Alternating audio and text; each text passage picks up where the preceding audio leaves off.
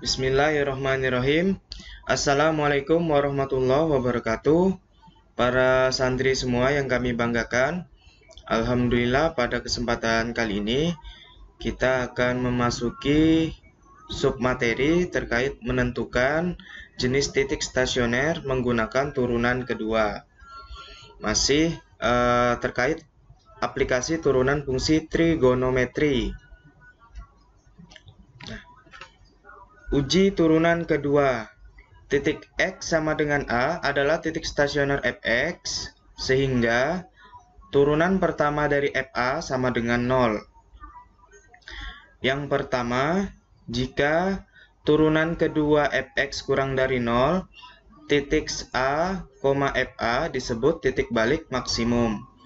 Nilai Fa disebut nilai maksimum Fx. Nah, jadi ada suatu penekanan di sini ya. Apabila turunan kedua Fx kurang dari 0, maka dari Fa-nya itu disebut nilai maksimum Fx.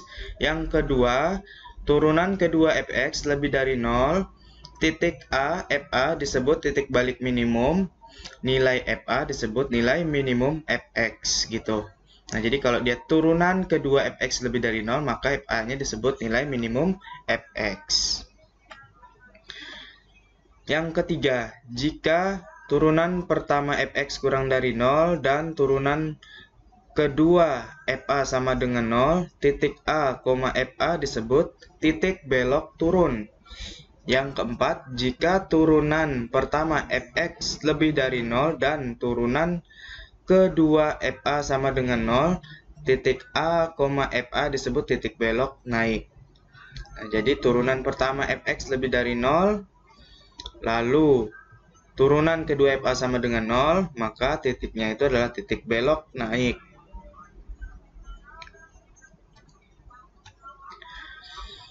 Menentukan nilai maksimum dan minimum mutlak.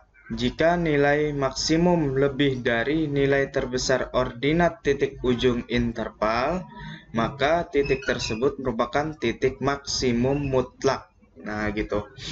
Jika nilai minimum kurang dari nilai terkecil ordinat titik ujung interval, maka titik tersebut merupakan titik minimum. Jadi, pernyataan ini yang perlu dicermati, di garis bawahi gitu ya. Oke, kita langsung masuk pada contoh soalnya agar menambah pemahaman terkait turunan fungsi kedua pada nilai stasioner ini. Tentukan nilai minimum mutlak dari Fx sama dengan 2 sinus X ditambah kosinus 2X dalam selang X-nya di antara 0 sampai 2pi. Nah, penyelesaiannya kita mencari titik stasionernya dengan syarat turunan pertama Fx-nya sama dengan 0. Yakni gradien kurva sama dengan 0. Jadi untuk turunan pertama Fx ini dapat dikatakan sebagai gradien kurva. Nah, ini sebagai gradien kurva. Akibatnya untuk Fx sama dengan 2 sinus X ditambah kosinus 2X, kalau diturunkan pertama menjadi 2 kali kosinus X ditambah negatif 2 sinus 2X. Atau turunan pertama Fx sama dengan 2 kosinus X dikurang 2 sinus 2X sama dengan 0. Lalu kita pindahin yang negatif 2 sinus 2x-nya ke kanan, menjadi 2 kosinus x sama dengan 2 sinus 2x. Atau bentuk sederhananya adalah kosinus x sama dengan sinus 2x. Kita punya ini, sinus 2x sama dengan kosinus pi per 2 dikurang 2x. Jadi ini bentuk lain ya, sehingga kosinus x itu sama dengan kosinus pi per 2 kurang 2x. Nah, lalu kalau ada persamaan yang kiri kanan kosinus, kita dapat gunakan persamaan trigonometri bentuk kosinus. Nah, seperti ini jadi.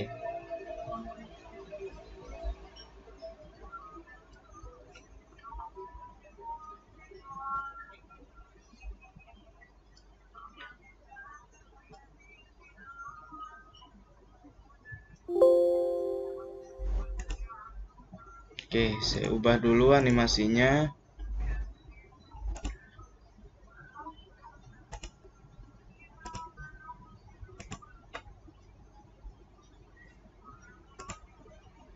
Nah, untuk cosinus X sama dengan cosinus pi per 2 kurang 2X.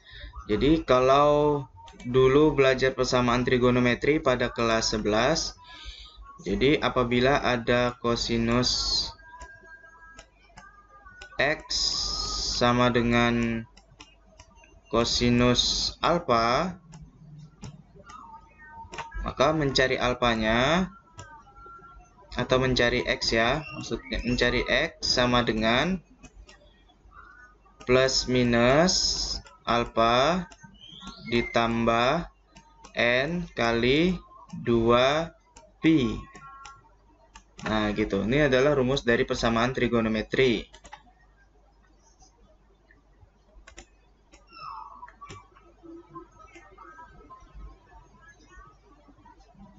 Oke, saya tuliskan lagi yang lebih jelas. Jadi kalau untuk cosinus X sama dengan cosinus alfa, itu sama dengan X sama dengan alfa ditambah N kali 2pi. Nah, di sini alfanya bisa plus, bisa negatif, kayak gitu. Nah, jadi untuk yang pertama ini untuk yang plus dulu. Yang pertamanya adalah yang plus. Jadi X sama dengan pi per 2 kurang 2X tambah N kali 2pi. Atau ini dapat kita pindahin ya, min 2X-nya ke kiri. Jadi X tambah 2X sama dengan pi per 2 ditambah N kali 2pi. Disederhanakan menjadi 3X sama dengan pi per 2 ditambah N kali 2pi. X-nya berarti pi per 6 ditambah N per 3 kali 2pi. Lalu kita uji N-nya dengan mengganti bilangan bulat positif atau negatif. Apabila N sama dengan 0, X-nya adalah pi per 6. Pi per 6 masih masuk dalam interval 0 sampai 2pi. Kalau N sama dengan 1, diperoleh X-nya adalah 5pi per 6. Masih masuk dalam interval 0 sampai 2pi. Kemudian N sama dengan 2, masih masuk juga ya dalam interval, X-nya masih masuk dalam interval 0 sampai 2pi, yaitu 3pi per 2. Nah, kalau dia N-nya sama dengan 3, maka X-nya adalah 13pi per 6, yaitu lebih dari 2pi. Maka ini tidak termasuk dalam interval. Nah, ini untuk yang positif kita sudah dapat 3 nilai yang memenuhi dalam interval. Kemudian kita beralih yang negatif. Karena kan di sini ketentuannya dalam persamaan trigonometri bentuk cos itu ada yang positif dan negatif. X sama dengan negatif pi per 2 dikurang 2X ditambah N kali 2pi. Nah, ini sama caranya dipindahin. Nah, ini kenapa jadi X dikurang 2X? Karena di kanan itu kan positif, nanti min ketemu min itu positif. Kalau dipindahin ke ruas kiri jadi negatif. X dikurang 2X sama dengan min pi per 2 ditambah N kali 2pi. Min X sama dengan min pi per 2 ditambah N kali 2pi. Atau X-nya sama dengan pi per 2 ditambah N kali 2pi.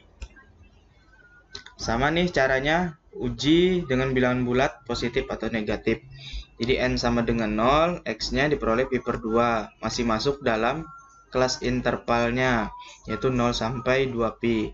Kalau N sama dengan 1, itu 5pi per 2. Artinya dia lebih dari 2pi, maka tidak memenuhi. Nah, sehingga yang masuk dalam nilai intervalnya itu adalah pi per 2 saja. Lalu dari positif dan negatif ini kan tadi ada himpunan yang memenuhi ya, kemudian digabung sehingga menjadi ada 4 titik stasioner yang diperoleh, yaitu pi per 6, pi per 2, 5pi per 6, serta 3pi per 2. Nah, kayak gitu. Untuk lebih pahamnya lagi, santri semua bisa buka di buku paketnya dulu ya, yang kelas 11. Itu masih ada. Setelah kita memperoleh 4 absis titik stasioner, Kemudian kita turunkan dulu fungsi trigonometrinya. Nah, tadi kan fungsi trigonometrinya itu adalah fx sama dengan 2 sin x tambah cos 2x. Menjadi turunan pertamanya dari fx-nya adalah 2 cos x kurang 2 sin 2x. Lalu kita turunkan lagi yang kedua.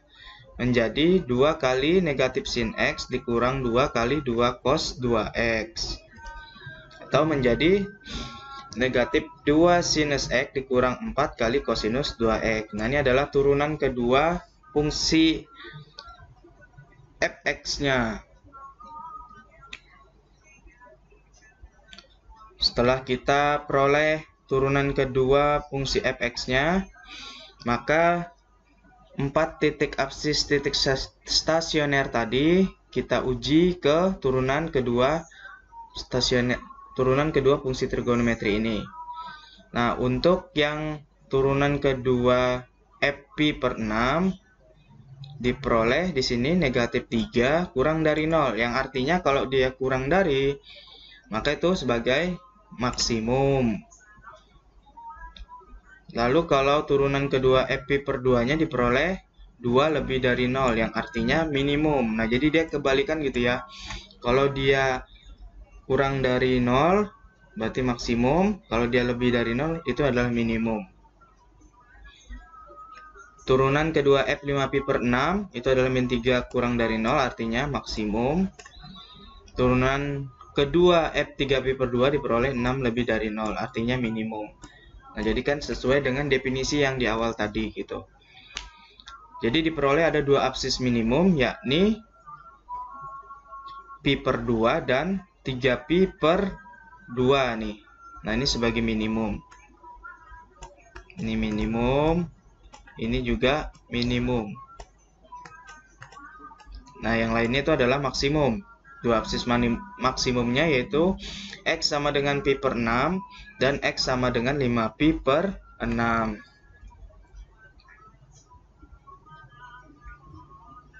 Kita sudah dapat 2 absis minimum dan 2 absis maksimum. Lalu kita masukkan ke dalam fungsi fx awal sebelum diturunkan. Untuk x pi per 2, maka f pi per 2-nya diperoleh 1. Lalu x 3pi per 2 diperoleh f3 pi per 2-nya yaitu min 3. Maka 1 dengan min 3 yang minimum mutlaknya adalah min 3 di sini.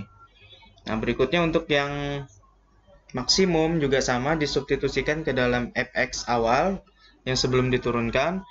X sama dengan Pi per 6 diperoleh F Pi per 6-nya adalah 3 per 2. Kemudian X sama dengan 5 Pi per 6, F 5 Pi per 6-nya diperoleh 3 per 2. Jadi nilai maksimum mutlaknya 3 per 2. Nah, gitu. Nah, kalau kita uji batasnya yaitu 0 dan 2 Pi, maka nanti nilainya masing-masing itu adalah 1. Nah, ini juga perlu diuji ternyata nilai kedua titik ujung selangnya yaitu 0 dengan 2pi diperoleh 1 nilainya. Tapi ini bukan maksimum bukan sebagai minimum. Nilai minimumnya mutlaknya adalah negatif 3. Nah, jadi kayak gitu untuk para santri semua.